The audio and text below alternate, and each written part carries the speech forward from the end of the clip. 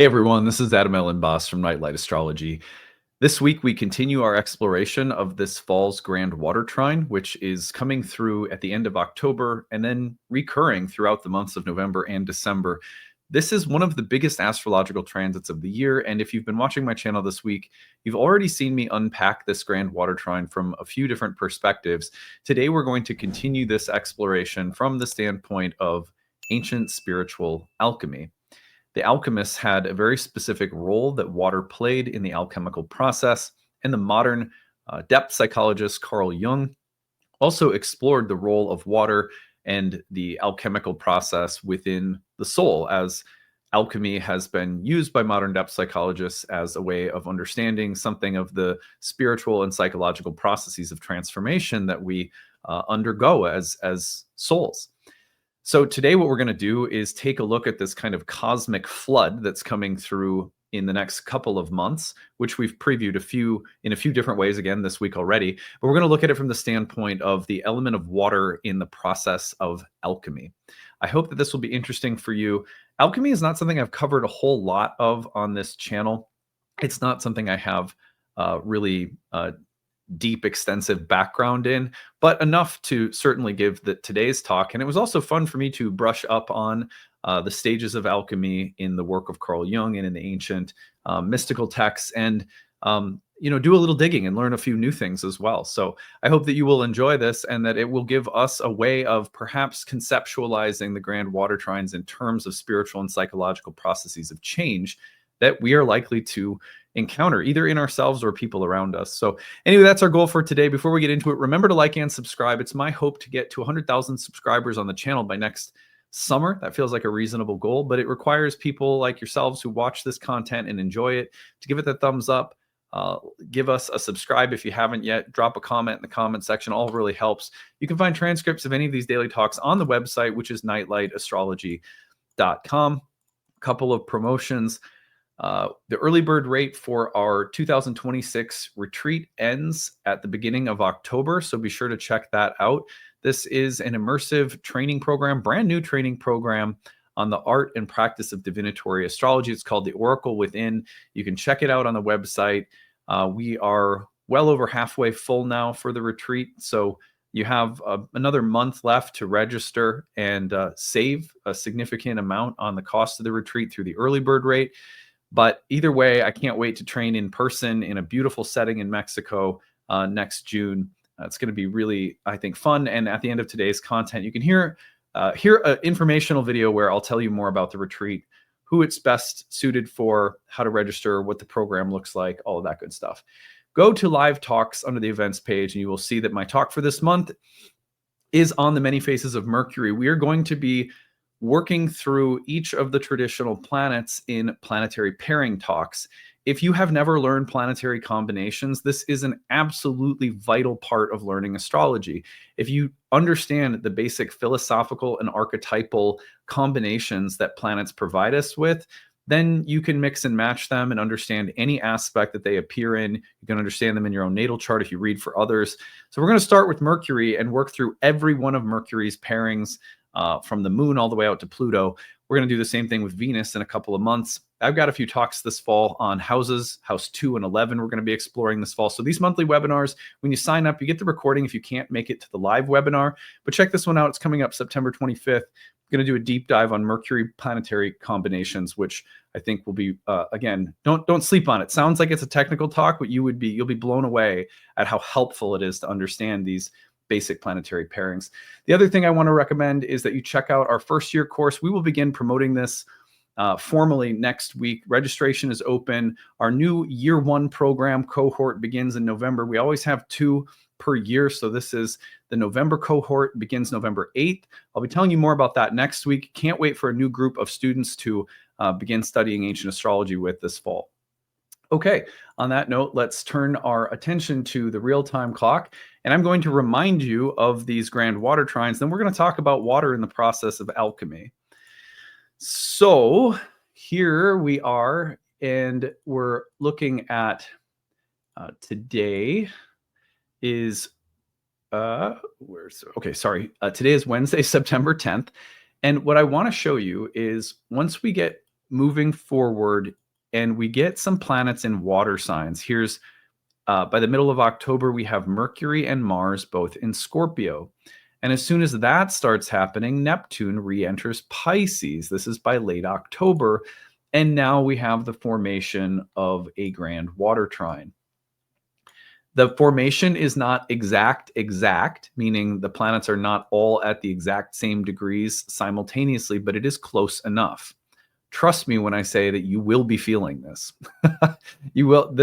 The symbols in the sky here will be mirroring something of your experience. I can almost guarantee it's a very powerful configuration, just as powerful as our Saturn and Neptune entering Aries this year, Uranus entering Gemini, Jupiter, all the big planetary ingresses that stole the show for most of us astrologers making content this year.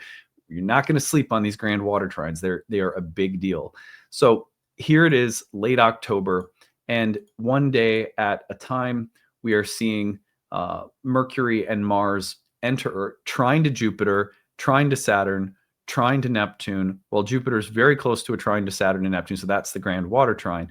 Late October, these planets come through in the first wave, let's call it. The next thing that happens is we're going to see the sun coming through late Scorpio in about the middle of November. As soon as that occurs, and this is taking place, the trine is about November 17th to Jupiter, and then we're going to see the sun move through the trines to Saturn and Neptune, while Jupiter is still pretty close to the trine, almost perfectly trine Saturn. So this period becomes grand water trine window number 2. And you can see the sun is going to move through there mid to late November, followed by Mercury retrograde coming back into those late degrees of Scorpio and creating the grand water trine again. And then by late November, Venus in Scorpio, catching Mercury's retrograde in Scorpio, will be coming through and similarly creating trines. So trine, trine, trine, over and over and over again. This is mid all the way through late November after a big wave in late October. So Mercury will then station and turn direct in early December, which will bring us through one final grand water trine, the third created by Mercury. So here it is. And it's just one after another. So there we go. And you can see it coming right through. This is early December. By the time that Mercury gets into Sagittarius, now everything's settling down in terms of the grand water trine theme. But that effectively means that from late October through mid-December, there are wave after wave after wave of grand water trine configurations. What does it mean to have so much water in the sky, especially with a bit of a melancholic Saturn and Neptune combination, ruled by a very uplifting Jupiter in Cancer, who is exalted, a bunch of planets coming through late Scorpio, including a debilitated Venus, a retrograde Mercury, the Sun, Mars. It's a really powerful combination, and we've been looking at it this week, sort of preparing ourselves for it from a variety of perspectives. So what I want to do, first and foremost, is I want to talk about water in the process of alchemy. I'm going to approach this from two different perspectives. We're going to talk about water in the process of alchemy from the ancient perspective, as best as I understand it. And then we're going to talk about it from the modern Jungian perspective, which is to say, mapping the alchemical process into a process of personal, spiritual, psychological transformation. So I think that this is going to be a very effective way of thinking about the process that's in front of us with these grand water trines. So that's why we're doing it. All right. What I want to start off with is just an understanding of water in alchemy. The role that water plays in the alchemical process outlined by many ancients is called solutio. Solutio? I'm not sure how you say that exactly, but it looks like solution. And the literal process, if you want to think about it as a physical kind of process, is about a solid substance dissolving, a fixed, hardened form being softened, its edges and distinct structure dissolving, excuse me. So, or making a fixed or solid structure relatively more fluid or flexible or malleable, such that the thing can be adjusted or changed or transformed because the rigidity has softened. So softening, making more flexible, malleable, changeable, adaptable, or a complete dissolution of a hard thing into maybe even a liquid. The reason that water is associated with this is because it's sort of the universal elemental symbol for the medium of dissolution in nature. And so the other thing is that this solution stage of alchemy is often associated with the primordial waters of creation. So in many of the origin myths that exist in the ancient world, you may notice that things start with water. I'm even thinking of some of the ways that we learn, if you think about the paradigm of biological evolution, it's often starting with water. The womb is a place of water. And it's a place where something that's relatively fluid can start to shape.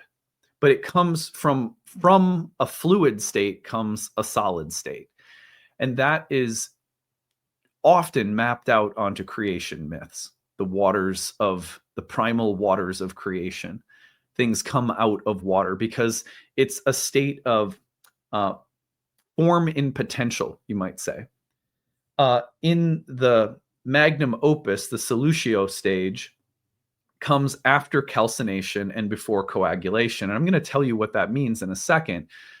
But basically, it occurs right in the middle of one of the primary processes in alchemy that allows for something that has been in one form to take on a new form. There's also a way of thinking about water as original, as in something that precedes any formed state whatsoever, but it could also be thought of in a time-bound process as a transition from the way something was to a new kind of fluid, unbound potential from which something specific will then take shape again. So if you think about creation myths, the first forms spring out of water, and in that way you can think of water as sort of primal or primary. However, what is interesting is that if you map it onto a time-bound process, things that are formal break down into fluid and then take shape again. And so there's different ways of thinking about water, either as the first thing or as a part of a process that is recurring. I think that little nuance is important because psychologically speaking, it could be that a grand water trine plays an important role in a process that you are already in the midst of, whereas for other people, we may experience it as having that kind of primal origination power, the power to start something, the fertile power of the womb in the primary sense of everything coming out of the waters of creation.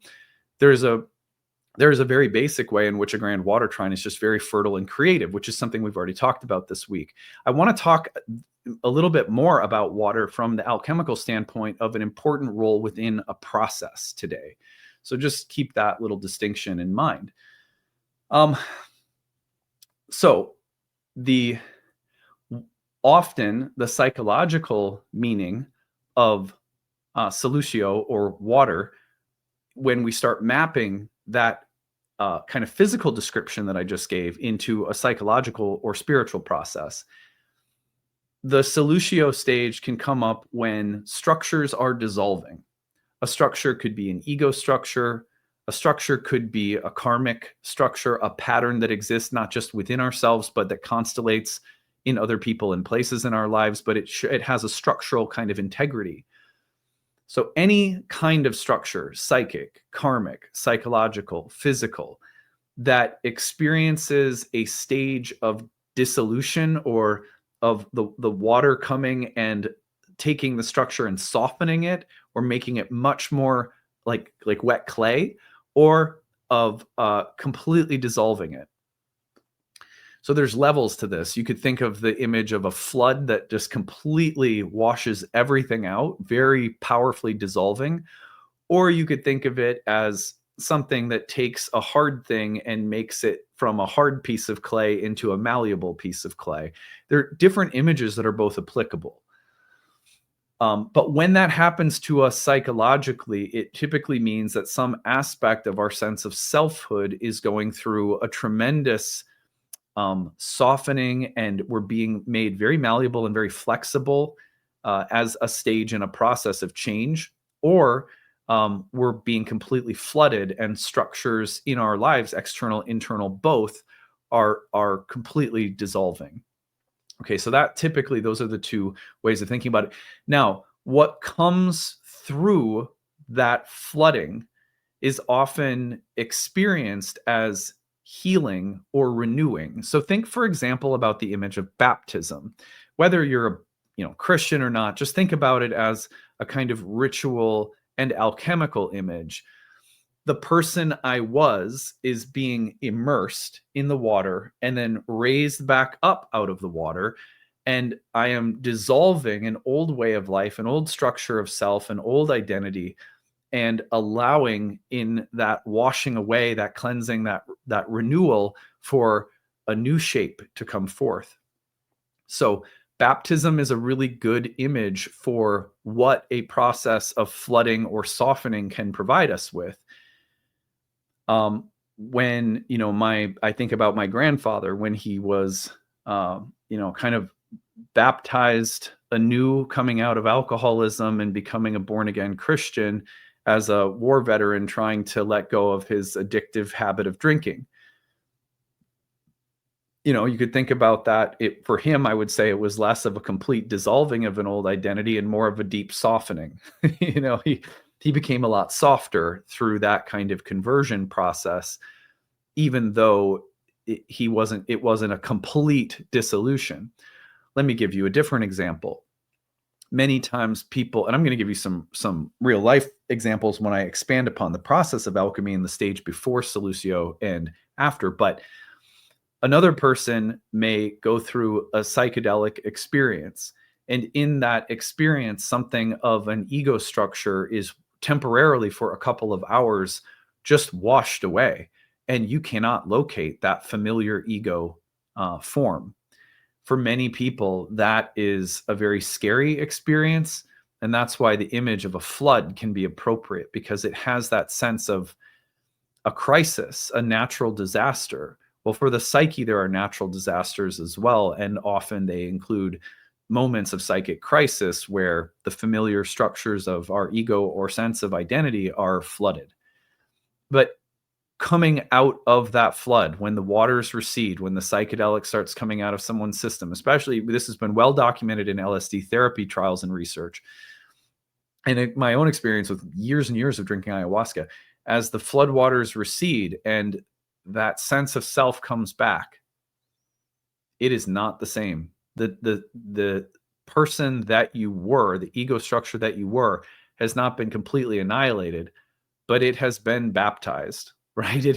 You've been dunked and brought back up. And for many people, life, through pain, through suffering, through immersive experiences, through overwhelming experiences, emotionally, psychically, where we feel like we're being flooded or overwhelmed by a loss of control, a surrender of identities, hard structures and forms are no longer available for a temporary period of time. Very common during traumatic experiences. But we often come out of that with a feeling of transformation. Sometimes the trauma needs addressing, the pain, the suddenness, the shock, that needs addressing before that feeling of renewal can come, which is why sometimes it's not best to describe these things as baptisms, even though they may have transformative power after the initial trauma has been processed. But nonetheless, there's many ways of understanding how that flooding can work and what it's doing on a soul level and a psychological level. If we're lucky enough to have these experiences in structured, safe settings, then really what we're describing are ritual, religious, and spiritual initiation processes, which many traditions all over our planet have held as sacred and very, very important. That there be a way of putting you in a space where psychic floodwaters can come and overwhelm you, but you don't drown. Anyway, the other thing is that the flooding of self and the loss of ego and the dissolution of boundaries, common in mystical states of consciousness and in any kind of intentional religious or spiritual setting that provides us with that, in a way that is symbolically meaningful, from something as simple as baptism in a lake to something as powerful as a very overwhelming psychedelic experience or other kinds of rites of passage. The main thing to remember is that the solutio piece of the alchemical process has so much to do with the dissolution of structures, boundaries, that you can hold on to. And often that is described in, say, Jungian psychology as the flooding of the unconscious, the collective unconscious. Not uncommon for people who have had LSD experiences, hopefully, in a safe therapeutic setting, but any kind of psychedelic experience that people describe as very important in their life, very transformative, it's often the case that you feel as though you are being exposed to a matrix of archetypal imagery and symbolism that exists collectively.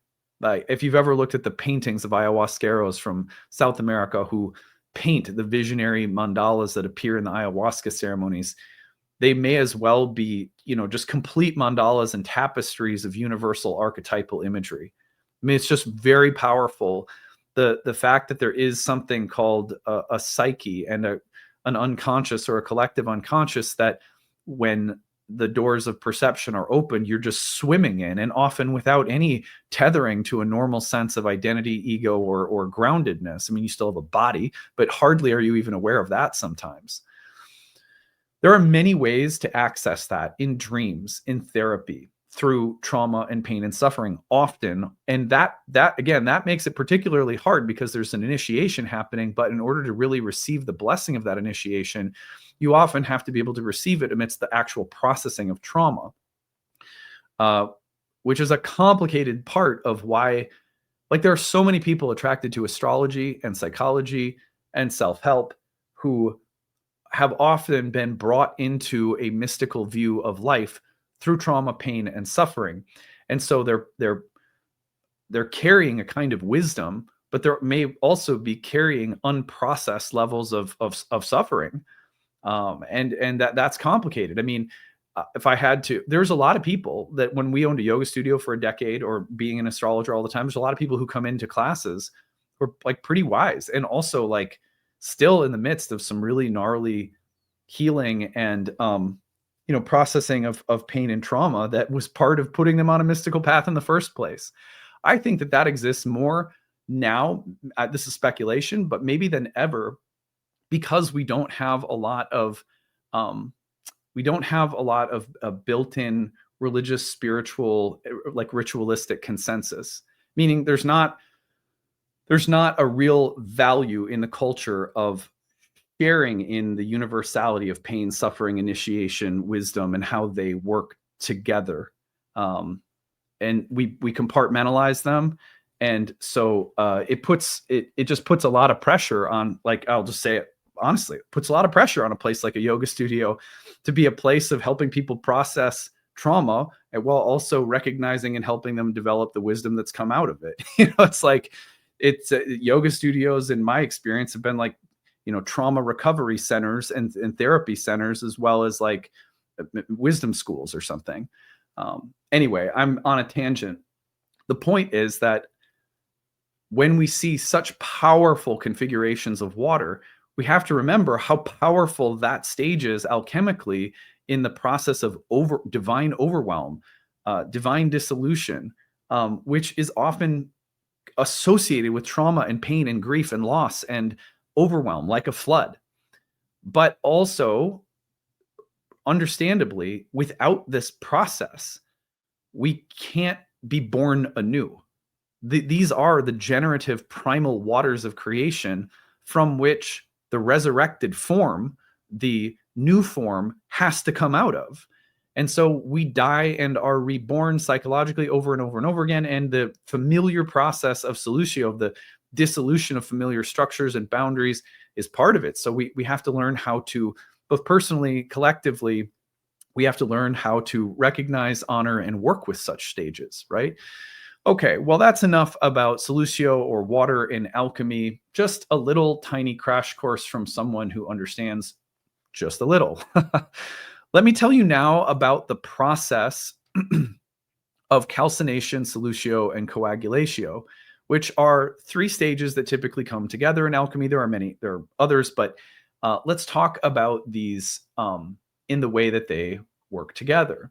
So before solucio, that dissolution stage, the complete overwhelm, the loss of familiar structures or boundaries, we typically have calcination. It's associated with the element of fire, and it tends to be about the burning away of impurities, of pride, anger, rigid ego structures.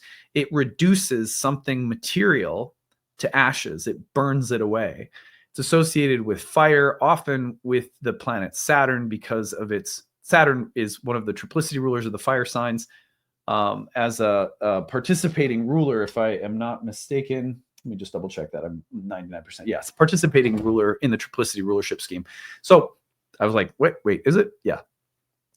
So because Saturn is associated with boundaries, but also that which transcends boundaries, and with death and the process of limitation and old age and mortality, calcination is interesting because it's sort of Saturnian in that it makes us confront something really rigid, and then there's usually some kind of crisis or event that will shatter a level of rigidity, certainty, or structure that is then further dissolved and completely melted away into that overwhelming, nebulous, creative, watery state of solucio that comes next, followed by coagulatio. And probably, again, if I'm saying these wrong, out of that fluid solution, a new form will crystallize. Something stable will arise once more.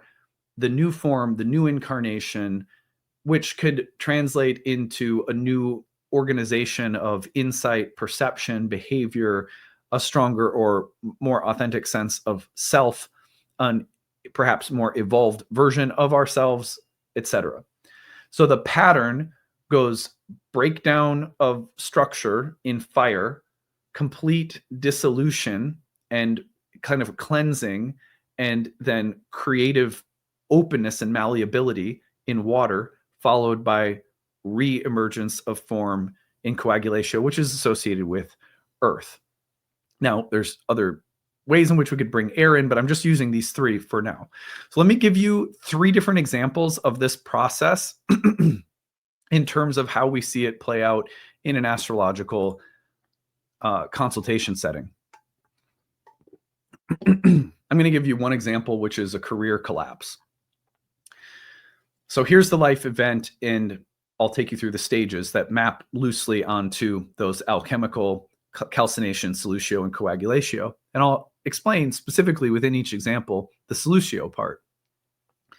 So let's say that a successful doctor, lawyer, whatever, someone who has there's a lot of pride in their poster position, successful, prominent socially, publicly, they face burnout, they face public failure or scrutiny or terrible lawsuit, a job loss.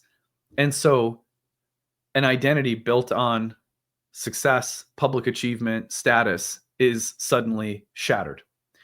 The psychological experience typical of the calcination phase is humiliation, anger, despair.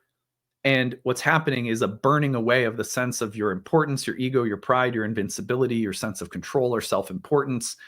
The ego is just reduced to ashes. Then comes the solucio stage. After that breakdown, this person, let's call it an attorney, they fall into a tremendous sense of depression and grief. They feel adrift, without structure, overwhelmed by emotions and the processing of grief and loss. They might be crying a lot. They may be having very powerful dreams. They may be immersing themselves in alcohol.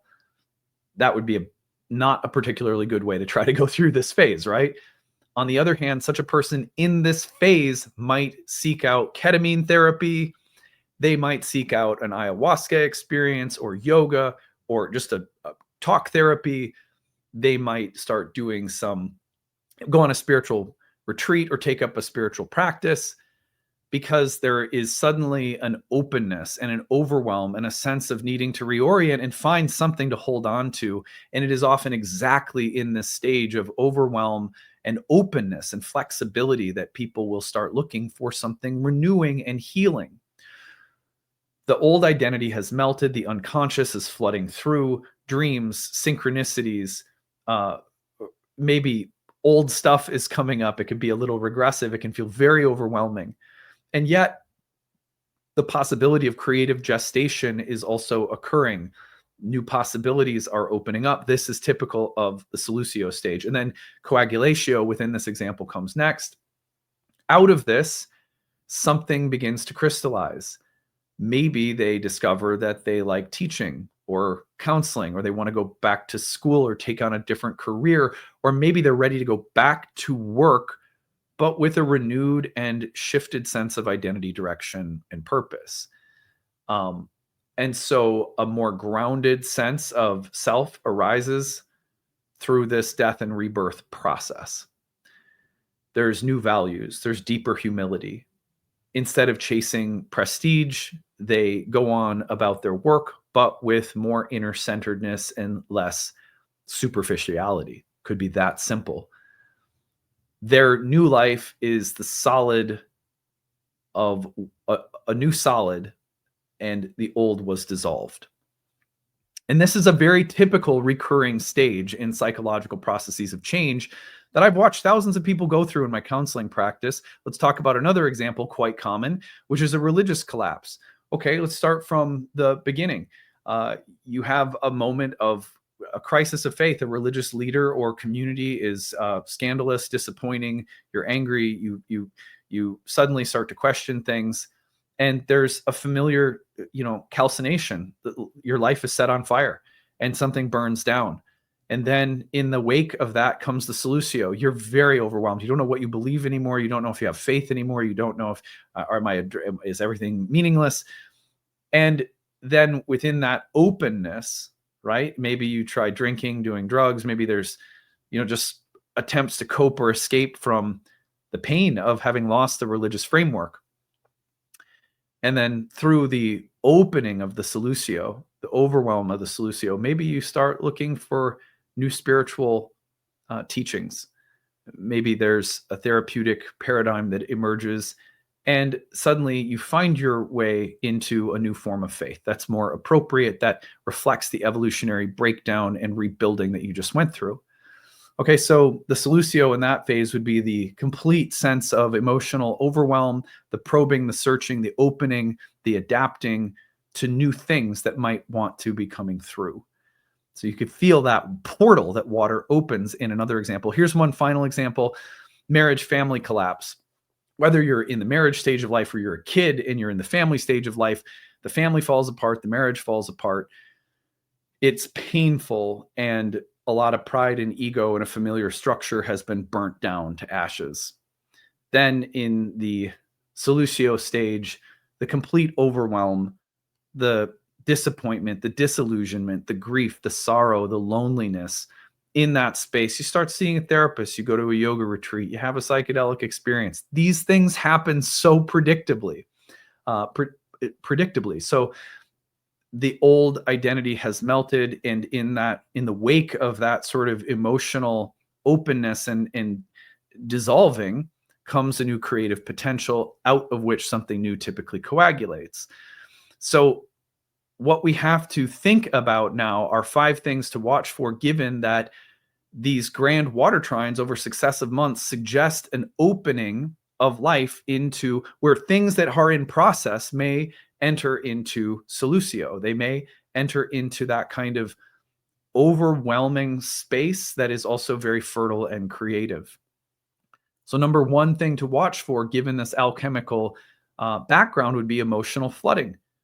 When emotions flood in, many emotions, an exposure to the unconscious, exposure to the personal or collective unconscious, and a sense that you're just being flooded, and familiar, familiar ways of coping are not enough because there's just so much.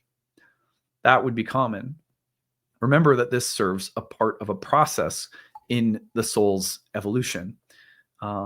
This opening, this overwhelm, is essentially creative if we also, during this emotional flooding, open ourselves, surrender on some level.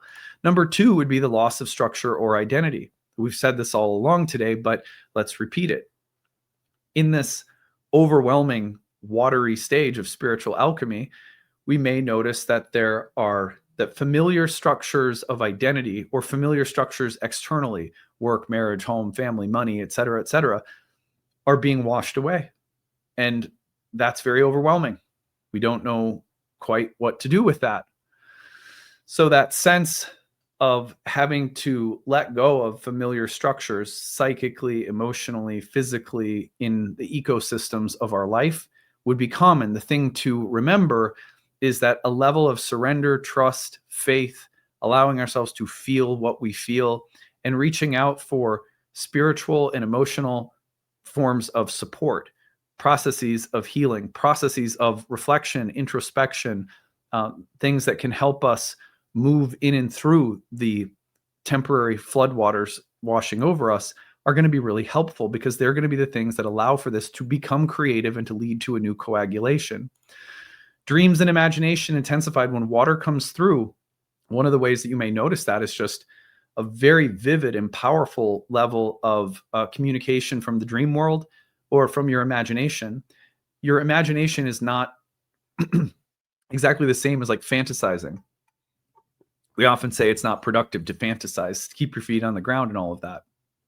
But what we're talking about here is really a visionary, imaginative impulse, along with the creative feedback of dreams from the unconscious, that can speak very powerfully and are part of what will coagulate next.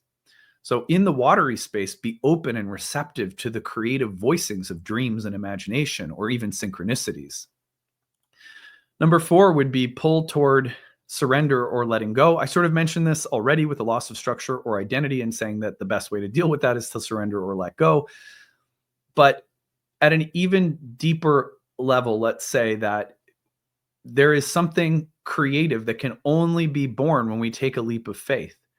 That leap of faith says there's these things that are being washed away, and I am going to, rather than fight, grieve, get completely dismembered and torn apart by this, I'm going to lay on my back and float down the river and trust that what's being dissolved is being dissolved because there's a creative current that is trying to come through. It's something about the shift from seeing the flood as a destructive force into a creative one that is a shift in consciousness that we have to take. That is common, by the way, in the way that people evolve within psychedelic settings to be able to manage or hold the space of a psychedelic experience. In the beginning, everything that the psychedelic experience opens is typically experienced as threatening and ominous. And people typically have, in the ayahuasca experiences in the beginning, the rituals are often terrifying because they involve the relinquishment of control that is not at all easy. However, as we go along and we see this is a creative process, we start to say, as the rigidity, the fear, the anxiety, the control starts coming up, you breathe, you let go. And as you breathe and let go, that creative force can flow through you with less resistance. And so that faith, that shift of consciousness, so vital to dealing with water. Finally, regressions or return to origins. There's something about water that brings us back to the womb, that brings us back to our roots culturally, ancestrally, in terms of family karma. And so there could be something very regressive about that. There could be also something just trying to bring us back into the sacredness of our roots karmically, ancestrally. Allowing that to happen and being careful of regression is important. So anyway, I hope that this has been valuable. Just another way of approaching a very powerful period of time for us. So I will leave it there for today. After I sign off, there's an informational video about the retreat that we're taking to Mexico next June. I hope to see some of you there. It's going to be an awesome retreat. Stick around for more information about that next. Then next week, we will be actively promoting our year one program. The next unit starts in November. So you want to come study with us, come study ancient astrology, really take everything to the next level. Can't wait to tell you more about that next week. All right, that's it for today. Take it easy, everyone. Bye. Hey everyone, thanks for sticking around. I'm really excited to tell you more about the Oracle within the retreat that we'll be hosting in Mexico in June of 2026. So this is a little informational video that I've made to answer all the questions that you might have about the retreat. In this video, I'm going to start by telling you more about what you will learn on the retreat, what the focus of our studies will be, and then I'm going to tell you about our daily format and sort of what day-to-day life will look like at this retreat center outside of the actual material we'll be studying. I'm going to then tell you who this retreat is ideal for, what kind of background you may want to have before coming along. And then finally, I'm going to tell you more about how you can register. And of course, I'll take you over to the actual retreat website page so that you know where all of the information is located. There's also a really rich FAQ section that will probably answer any further questions you may have. On that note, let's start with what will I learn? So for a very long time, astrologers have talked about what astrology is. What is this? Is it some kind of karmic science? Is it a science of causal energies and influences? Is this actually scientific?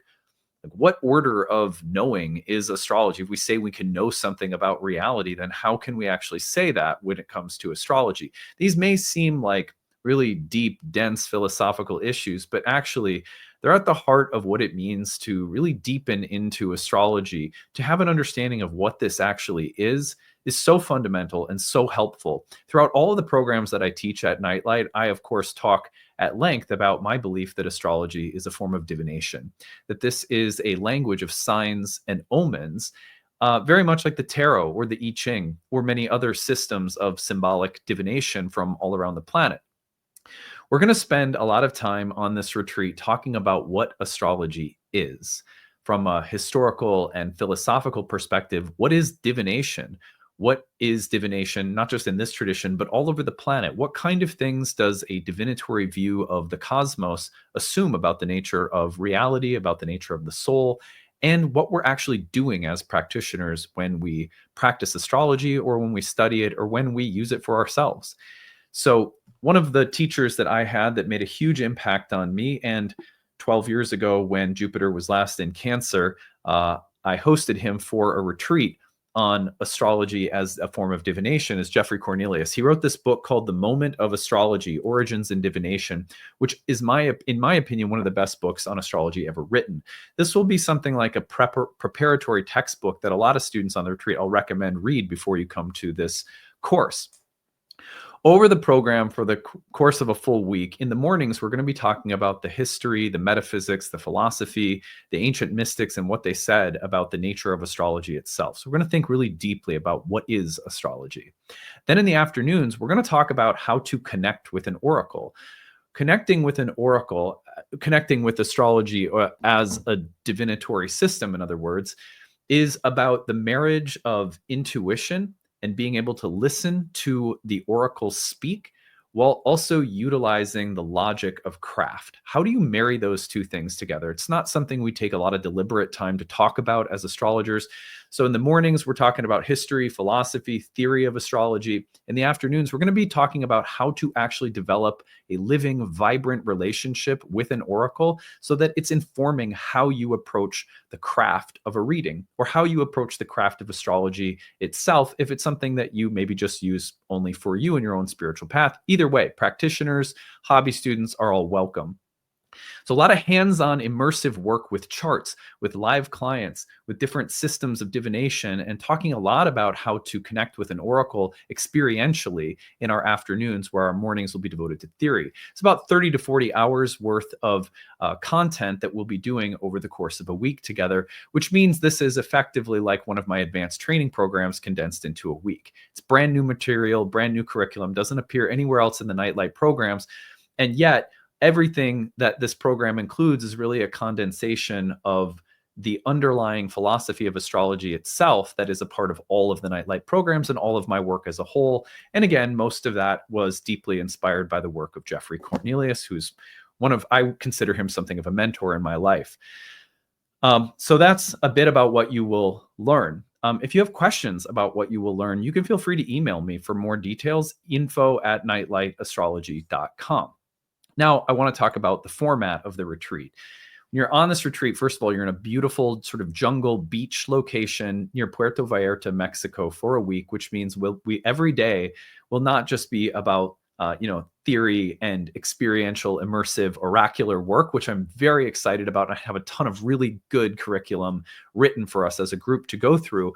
But in the mornings, we're going to have the option of starting your morning with breath work, yoga, meditation. In the evenings, we'll probably cap our days off with a little bit of centering as well. So my wife, Ashley, who I ran a yoga studio with for a decade, will be with me leading daily meditation and yoga. She is an incredibly good yoga teacher, very grounded and very, wherever your level is at, there'll be something there for you. And that's optional as well. So every day you have a little meditation and yoga.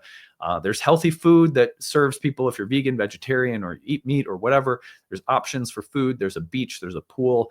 There's some jungle hikes available. So our days will be broken into periods of free time, periods of rest, and periods of focused learning with things like meditation and yoga as options that are there for everyone. We'll also have some other meaningful group exercises that we'll do that will be, again, about how do you connect with an oracle? How do you make a conversation with the oracle a daily part of your life? So that's something of the format that you can look forward to in this beautiful kind of oceanside retreat setting. More information on the website. I'll show you that in a second. Who is this for? Ideally, you are someone who has a background in traditional Hellenistic astrology already. Wherever that comes from, if it's my courses or not, I want people coming to this retreat to have some pretty good solid background in Hellenistic astrology already. Or if you're from within our programs, then as long as you are enrolled in the year one program, you don't have to have finished it. You just need to be at least enrolled in it. Then you would be more than welcome. Any alumni from any of our programs would be welcome. And again, people who have some serious background in traditional astrology already, just because I don't want people to come along with maybe a modern background, but zero understanding of Hellenistic. So that would be who I would recommend this for. Spaces are limited and we anticipate the retreat will fill up rather quickly. So I really recommend registering as soon as you can. You also have the early bird rates to help you save.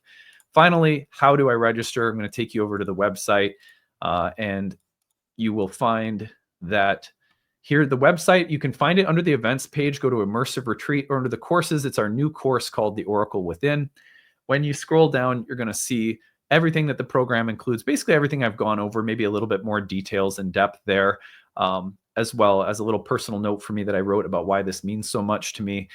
You'll learn more about Mar de Jade, which is the beautiful retreat center. You can check it out. You're going to book through us. So you don't book through the retreat center, you book through us, and then we take care of it. At the bottom, you're going to find registration options that will be available starting on August 11th. That's today. Right now, as I'm looking at this, we don't have the prices listed yet. It's still kind of under construction. But at the bottom, you'll find different available options for registering. The different options will include different room options, and there's different. So if you want a private room versus maybe sharing a room with someone we'll assign you with that's part of the group, or maybe even a small group dorm room where there's like 5 people are sharing a room and you're comfortable being with other students on the trip, stuff like that. So there'll be some options there for everyone. There's an early bird rate that'll be in effect until October, saves you a little bit of money off the cost. And then also all of the different room options that are available at different price tiers depending on and they go first come first serve in terms of like, so there's some ocean view rooms. The people who book first will get the best. We just go best available first and just run it like that. So anyway, again, as you are looking over anything on the page, you have any questions, email us info@nightlightastrology.com. I hope that this has been helpful. I can't wait to have finally an immersive in-person training program in a beautiful location. It's nice to do things online, but I really love having in-person time available. And I know that you're going to also really enjoy working with Ashley. During the evenings throughout the week, Ashley will also have some little workshops that she'll be offering as options for people that are part of your retreat package that will be on plant spirit medicine topics and how to use different plant teachers to work with different astrological signatures in the chart. You got a difficult Mars, work with this plant. You got a challenged Venus, try this plant. So there's going to be some really fun little add-ons around plant spirit medicine that Ashley, if you know her on my channel, she talks about plants often, will also lead. So anyway, that's it. That's your informational video. I hope that this was useful. Hope to see some of you on the retreat in Mexico next year. Take it easy, everyone.